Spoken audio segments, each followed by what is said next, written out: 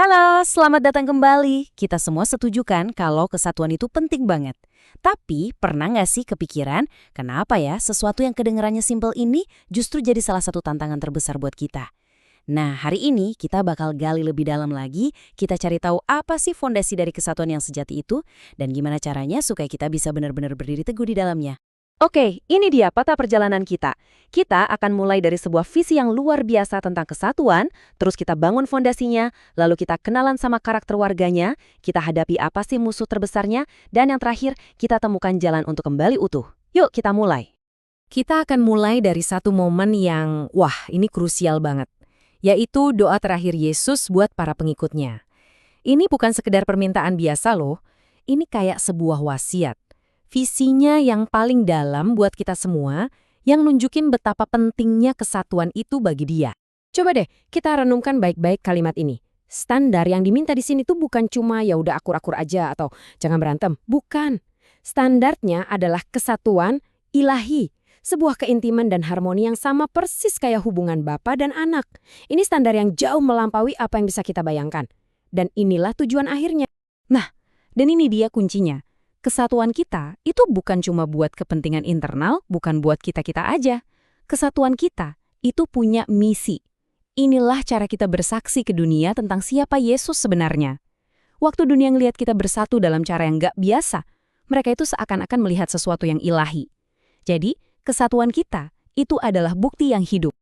Oke, dari visi yang besar tadi, sekarang kita coba turun ke fondasi praktisnya.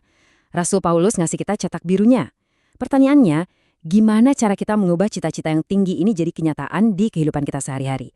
Paulus ngasih kita satu kata kunci di ayat ini. Kalau di terjemahan kita, bunyinya, hendaklah hidupmu berpadanan. Yang mungkin kedengaran kayak nasihat buat ya berkelakuan baik aja gitu. Tapi ternyata bahasa aslinya itu mengungkapkan makna yang jauh-jauh lebih dalam dan bisa mengubah cara pandang kita. Nah, disinilah semuanya jadi berubah. Kata aslinya itu politeumai. Ini bukan cuma sekedar nasihat buat bersikap sopan, ini adalah sebuah perintah untuk menjalani hidup sebagai warga negara surga. Jadi ini bukan lagi soal perilaku, tapi soal identitas.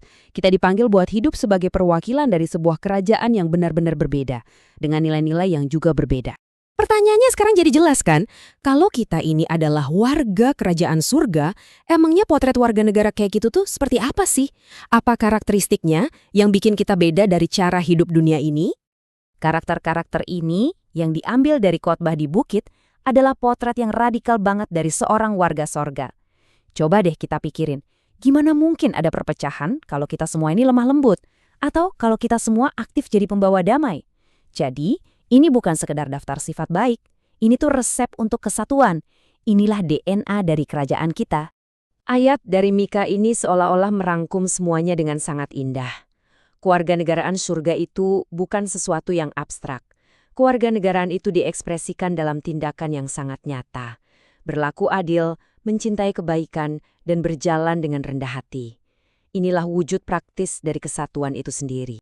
Oke, kalau cita-citanya seindah itu, kenapa ya kenyataannya sering kali berantakan? Apa sih sebenarnya musuh yang menggerogoti kesatuan kita dari dalam? Ternyata jawabannya itu mengerucut ke dua hal yang sangat mendasar. Nah, ini dia diagnosisnya. Akar masalahnya itu bukan perbedaan pendapat, tapi sesuatu yang lebih dalam, kesombongan dan ambisi duniawi. Ketika fokus kita bergeser ke diri sendiri, ke status kita, ke persaingan, maka roh yang mempersatukan itu pun pergi, sesimpel itu. Coba lihat perbandingan ini. Ini seperti dua jalan yang benar-benar berlawanan. Di satu sisi ada roh Kristus yang menghasilkan persatuan, kerendahan hati, dan kelemah lembutan. Di sisi lain ada ambisi duniawi yang cuma menghasilkan persaingan, perselisihan, dan kekacauan. Keduanya ini kutub yang berlawanan dan gak akan pernah bisa nyambung. Kita harus memilih jalan mana yang mau kita ikuti. Setelah kita identifikasi masalahnya, sekarang kita masuk ke solusinya.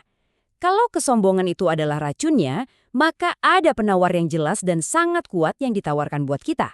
Jalan keluarnya dirangkum dalam 3 langkah ini. Belajar untuk rendah hati, mempraktikkan kelemah lembutan, dan mengikuti teladan Yesus.